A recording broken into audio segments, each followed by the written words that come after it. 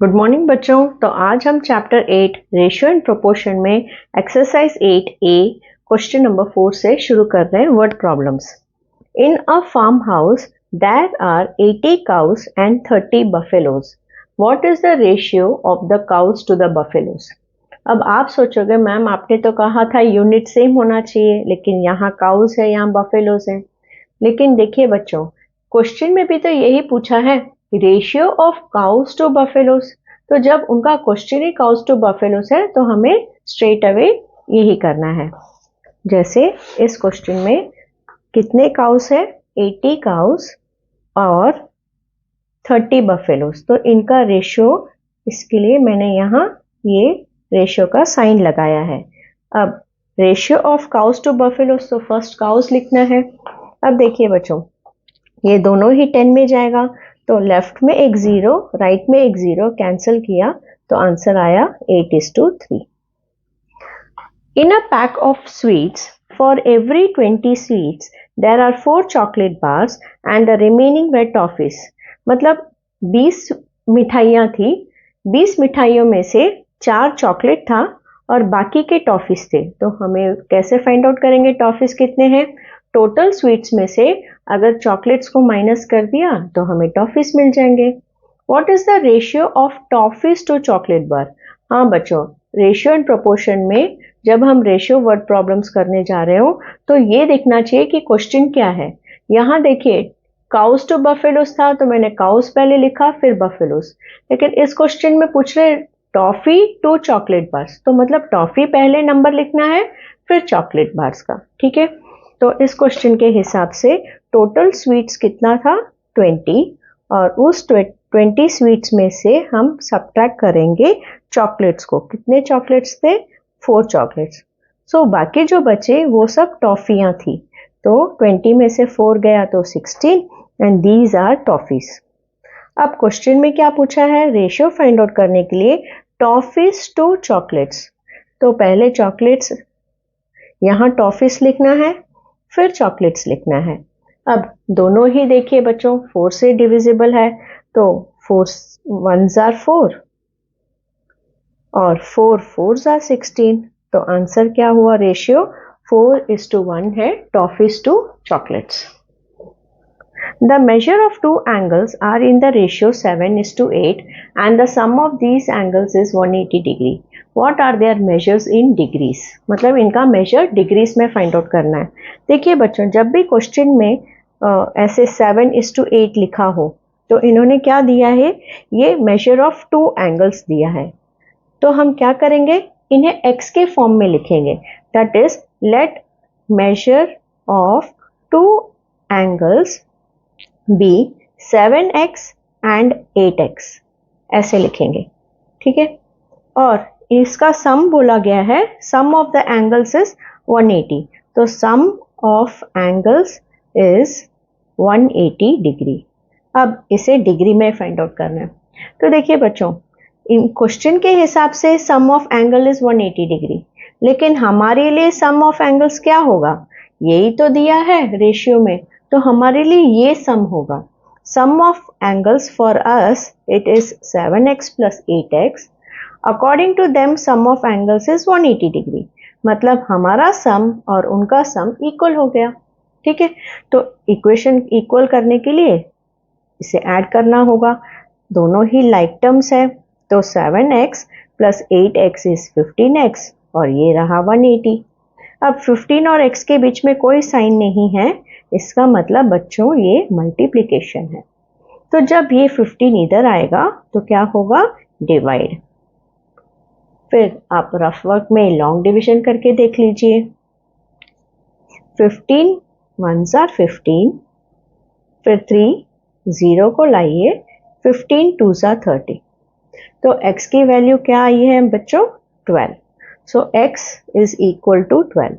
बस अब हमें x की वैल्यू पता चल गई है तो हमें एंगल्स की भी पता चल जाएगी। 7x होगा 7 इंटू 12, क्योंकि 7x का मीनिंग क्या है बच्चों? 7x का मीनिंग है 7 into x। So measure of 7x is 7 into 12, क्योंकि हमें x की वैल्यू 12 मिली थी और मेजर ऑफ एंगल 8x मतलब 8 इंटू 12 दैट इज 96 डिग्री। तो ये है हमारा आंसर। ठीक है, तो हमने क्या किया बच्चों, जैसे ही हमें ये पता था, रेशियो उन्होंने दिया था, इसे हमने x के फॉर्म में लिखा और इसका सम 180 है बोला, तो हमने इसका सम 180 से इक्वल कर दिया। ठीक है, फिर x की वैल्यू पता चलने के बाद 7 को x के साथ दैट इज 7 इंटू 12, 8x को 8 इंटू 12, इस तरह से हमें दो एंगल्स के डिग्रीज मिले हैं। अब यही कॉन्सेप्ट हर सम में इधर से शुरू होता है। The sides of a rectangular field are in the ratio 9:7। मतलब एक रेक्टेंगल है जिसका रेशियो 9 और 7 है। क्यों बच्चों डिफरेंट है? क्योंकि रेक्टेंगल में लेंथ और ब्रेथ अलग अलग होते हैं। अगर सभी साइड्स इक्वल हुए तो वो तो स्क्वायर होता है। ठीक है, इसलिए अलग अलग है। और इनका पेरीमीटर भी इन्होंने दिया है, जैसे इस सम में सम ऑफ एंगल्स दिया था, इधर पेरीमीटर दिया है। तो शुरू करते हैं। लेट, हम क्या करते हैं बच्चों, जो भी रेशियो में होता है उसे x की फॉर्म में लिखते हैं। Let the sides of rectangle be 9x and 7x। तो अभी कौन सा लेंथ है, कौन सा ब्रेथ है, ये हमें जानने की जरूरत नहीं है। एक है 9x और एक है 7x, बस इतना ही हमें जानना है। And perimeter is 144 meters. So ये इंफॉर्मेशन हमें क्वेश्चन में है और हमें फाइंड आउट करना है इनका साइड्स। ठीक है, अभी तो x में है, जैसे हमने डिग्री फाइंड आउट किया था, अभी साइड्स फाइंड आउट करना है। तो देखिए बच्चों, पेरीमीटर ऑफ रेक्टेंगल दिया है तो हमें पेरीमीटर ऑफ रेक्टेंगल का फॉर्मूला लिखना होगा। Perimeter of rectangle is 2 times length plus breadth. अब पेरीमीटर ऑफ रेक्टेंगल इन्होंने दिया है तो लेफ्ट साइड में 144 को इधर रखेंगे, इक्वल टू के जगह इक्वल टू, 2 के जगह 2, L के जगह 9x और B के जगह 7x। अब 2 इनके साथ कैसा जुड़ा हुआ है, मल्टीप्लिकेशन से। सो 2 इधर आएगा तो क्या होगा, डिवाइड। और 2 इधर आ चुका है, अब इसे ऐड कीजिए, ये है 16x। सो 2 को इससे डिवाइड किया तो आंसर आ रहा है 72। अब लॉन्ग डिवीजन करके देखते हैं बच्चों, क्योंकि 16 इंटू एक्स है, सो 16 इधर आएगा तो क्या हो जाएगा, डिवाइड, राइट। तब डिवाइड करेंगे तो हमें x की वैल्यू मिलेगी 16 3 ज़ा 48, 4 ज़ा 4, 6 ज़ा 24, 64 आ रहा है। 16 4 ज़ा 64, फिर 12 में से 4 गया तो 8। तो अब अगर हम 0 लगाएंगे तो यहाँ पॉइंट डालना पड़ेगा। सो 16 5 ज़ा 80, तो x की वैल्यू है 4.5। लेकिन हमें सिर्फ अभी x की वैल्यू मिली है, अभी हमें इस वैल्यू को इसमें पुट करना है। सपोज हम ले लेते हैं लेंथ को 9x, तो 9x क्या हुआ, 9 इंटू एक्स, लेकिन हमें तो 9 इंटू एक्स की वैल्यू मालूम है 4.5, तो हम मल्टीप्लाई करेंगे, आंसर आएगा 40.5 मीटर। अब ब्रेथ क्या है, 7x, मतलब 7 को मल्टीप्लाई करेंगे 4.5 से, तो हमारा आंसर आएगा 31.5 मीटर। तो इस तरह से हमें इनकी साइड मीटर में पता चल गई। कैसे हमें मालूम है ये मीटर है, क्योंकि पेरीमीटर में जो आंसर है वो मीटर में है, मतलब साइड्स भी मीटर में ही होंगे। The sides of a rectangular piece of a paper is in the ratio 2:3। जैसे यहाँ रेक्टेंगुलर पीस था, वही रेक्टेंगुलर पीस ऑफ पेपर है 2:3। लेकिन यहाँ पेरीमीटर था, यहाँ है area is 150 square metre, find the length of its sides. तो जैसे हमने ये सम किया था, let the sides of rectangle be 9x and 7x, इसी तरह हम यहाँ लिखेंगे let sides of rectangle be 2x and 3x। Next है एरिया दिया है, एरिया इज 150 स्क्वायर सेंटीमीटर। पहला सम में मीटर था, अब सम में सेंटीमीटर है। तो याद है बच्चों हमने क्या कहा था, अगर एरिया ऑफ रेक्टेंगल दिया है तो हमें एरिया ऑफ रेक्टेंगल का फॉर्मूला लिखना होगा। Area of rectangle is equal to length into breadth. अब एरिया की जगह हमें आंसर दिया गया है तो हम इसकी जगह 150 लिखेंगे और लेंथ इंटू ब्रेथ की जगह 2x इंटू 3x। सो पहले नंबर्स को मल्टीप्लाई, 2 3 6, फिर x इंटू एक्स हुआ x स्क्वायर। अब 6x स्क्वायर का मतलब है 6 इंटू एक्स स्क्वायर, तो हम 6 को इधर लाएंगे तो वो बन जाएगा division. So 150 by 6 equals to x square.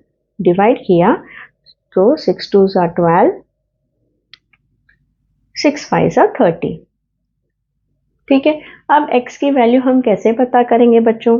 देखिए 25 को हम 5 स्क्वायर भी तो लिख सकते हैं, राइट? क्योंकि 5 स्क्वायर इज 5 इंटू 5 25। बस हमने 25 की जगह 5 इंटू 5 को 5 स्क्वायर लिख दिया। ये इसलिए लिखा ताकि स्क्वायर और स्क्वायर कैंसिल हो जाए तो x की वैल्यू हमें पता चल जाए। अब x की वैल्यू है 5, इस वैल्यू को 2x और 3x में पुट करना है। तो 2x हुआ 2 इंटू 5 10 सेंटीमीटर और 3x हुआ 3 into 5 15 centimeter. So their sides are 10 centimeter and 15 centimeter. देखिए 10 into 15 150 आ रहा है ना, क्रॉस चेक भी आप कर सकते हो।